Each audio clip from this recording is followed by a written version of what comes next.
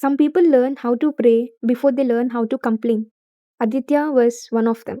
Every morning, before the village woke up, before the tea stalls opened, he stood barefoot on the cold temple floor. Same place, same bell, same words. God, just once, change my fate. At home, life was simple and heavy. A mother stitching clothes, a son studying under a dim light. Hope lived there, but comfort did not.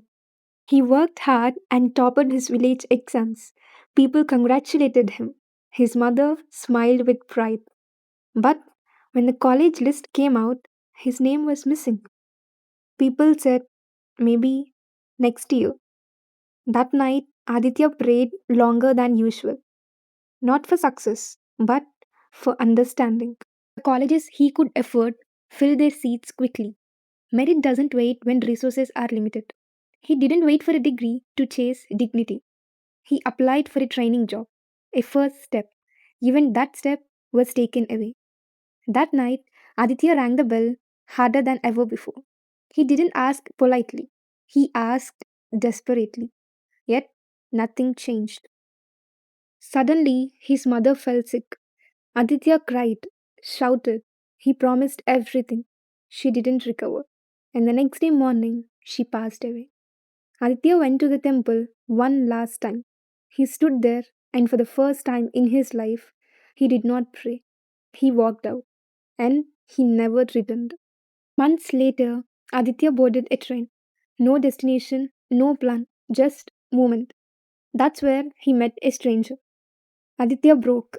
He said, I prayed for years. I worked honestly. I asked for nothing wrong. But God ignored me. The stranger looked out of the window and said calmly, what if God answered every prayer, but you rejected the answers? That night, Aditya couldn't sleep. His mind replayed everything. The college he didn't get into, destroyed later by riots. The job interview that was cancelled, the company shut down within a year.